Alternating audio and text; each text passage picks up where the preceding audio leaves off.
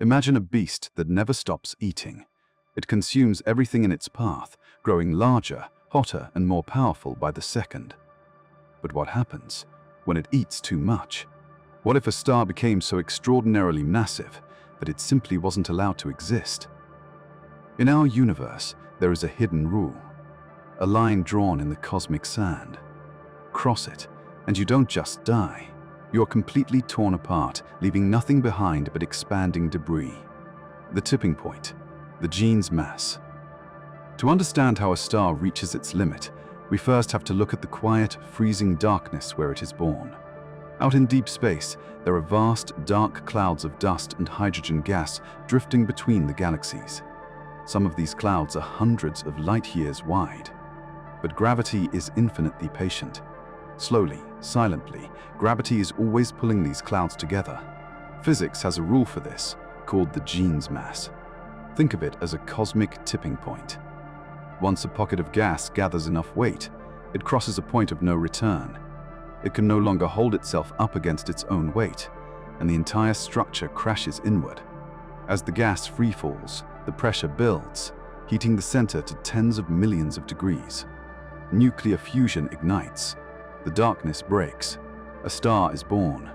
So this isn't just a story about how stars die. It's about how big they're allowed to grow before death becomes inevitable. Common sense tells us that if gravity has endless oceans of gas to pull from, the star should just keep growing. As long as there is fuel, the beast should eat. We should see stars as heavy as a whole galaxy. But look up at the night sky. We don't. Because the very moment the star lights up, gravity meets its ultimate rival. But the same gravity that creates a star also sets the stage for how big it's allowed to become. The perfect balance. Hydrostatic equilibrium. Every single star you see shining tonight is not a peaceful, quiet object. It is a violent, perfectly balanced tug of war. Scientists call this state hydrostatic equilibrium. Gravity pulls incredibly hard inward, trying to crush the star into a tiny, microscopic point. Fighting back is the outward explosion of nuclear energy roaring from the star's core. In a smaller star, like our Sun, this tug of war is calm and manageable. The fuel burns slowly, like a steady, well-built campfire in the woods. But when a star gets huge, the rules of the game change completely. The hyper-engine. The CNO Cycle. Massive stars cannot survive burning fuel slowly. They switch to a much faster, much more violent way of burning fuel called the CNO Cycle. In this state, the core doesn't just get a little bit hotter, its energy explodes out of control. It becomes like a massive jet engine running on pure adrenaline. A tiny increase in temperature causes an absolutely massive explosion of outward energy. When a star reaches 50, 80, or 100 times the weight of our Sun, the core becomes a blinding, roaring furnace. And here is where the star begins to break down. The outward push of light becomes so incredibly strong that it creates a deadly weakness in the star's armor. The wall of light. The Eddington Limit. Astrophysicists have a name for this ultimate breaking point, the Eddington Limit. We don't usually think of light as having physical pushing power. The Eddington Limit is the exact mathematical point where the outward push of this light perfectly matches the inward pull of gravity. When a star approaches around 150 times the mass of our Sun, it begins to hit a powerful limit, not a perfect wall, but one most stars cannot cross for long. The light becomes so intense that it begins to push gas away faster than gravity can pull it in. The star is trying to grow, but its own blinding light is literally blowing its outer layers out into deep space. Even in the most extreme star-forming regions we've observed, nature rarely allows stars to grow beyond a few hundred times the mass of our Sun, the ancient ghosts. Population 3 stars. Has anything ever gone past this limit? Has a star ever broken the rule? Yes, but to find them, you have to look back to the very dawn of time. Shortly after the universe began, there was only pure hydrogen and helium. There was no carbon, no oxygen, no heavy dust floating in space. Because this early gas was so incredibly pure and clean, it was much harder for the light to catch onto it and push it away. Scientists call these ancient ghosts population 3 stars. Because the gas was completely transparent, these first stars could grow larger because their gas interacted less with radiation pressure. They grew to monstrous sizes, possibly 300, 400, or even 500 times the weight of our Sun. They were likely among the brightest and most massive stars to ever exist. But because they were so massive, they were incredibly unstable. They lived short, incredibly violent lives and left nothing behind. Today, not a single one remains in our sky. The rule breakers of today. Wolf-Rayet stars. In our modern universe, nature sometimes finds a chaotic loophole. Meet R136A1, located in the glowing clouds of the Tarantula Nebula.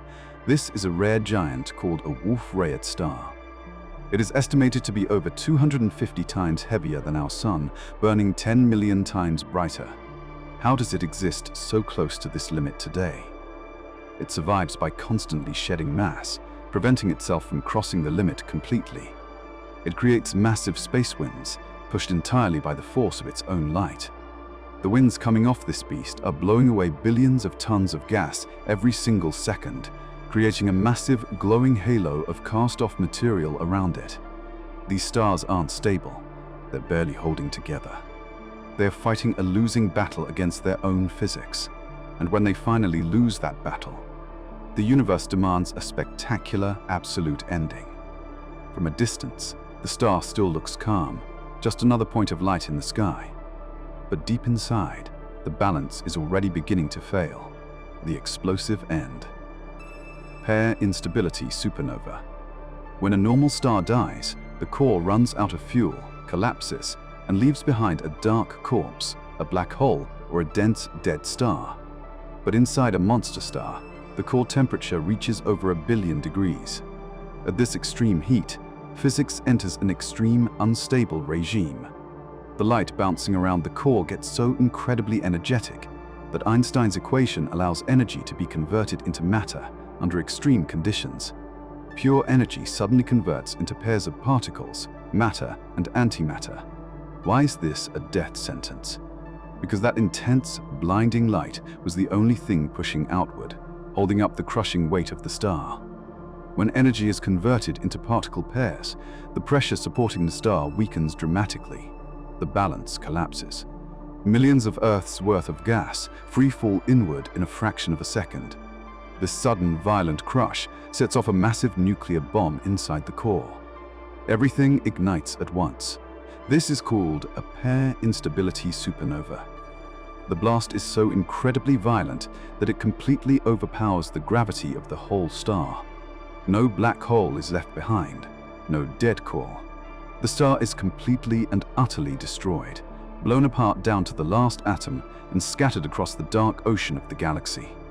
But this destruction is not a complete tragedy. Those scattered atoms, forged in the extreme heat of the monster star's dying moments, carry heavy elements like iron, oxygen, and carbon. They drift through space for billions of years, eventually clumping together to form new planets, new moons, and perhaps, eventually, life.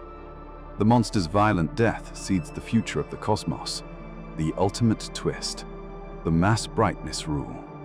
And here is the ultimate twist of space physics, governed by a simple rule called the mass brightness rule. We naturally think massive things are tough, dominant, and long-lasting. A bigger gas tank in a car means you can drive much further. But in space, bigger doesn't just burn brighter, it burns out much, much faster. A star 10 times heavier than the Sun doesn't burn 10 times brighter, it burns 1,000 times brighter. It races through its fuel in an absolute panic. The smallest stars in the universe, tiny red dwarfs, sip their fuel so slowly they will live for trillions of years. They will outlive the galaxies around them. Long after our Sun is gone, they will still be shining warmly in the dark. But the giants? The ones that greedily swallowed all the gas and fought the laws of physics, they are doomed by their own power. A giant star will blow up in just a few million years, a quick, violent flash in the long life of the universe, the fastest way to disappear. How large can a star become before it destroys itself? The answer isn't a mystery, it's a physical boundary. Somewhere around 150 to 300 times the weight of our Sun, the rules of gravity simply refuse to cooperate. Radiation pressure becomes too strong. The star can no longer hold itself together. We spend our lives trying to grow, to gather, to break through limits. We think getting bigger always means getting stronger. But look up at the night sky, and the stars will tell you a different story. In the universe, becoming too powerful can be the fastest way to fall apart.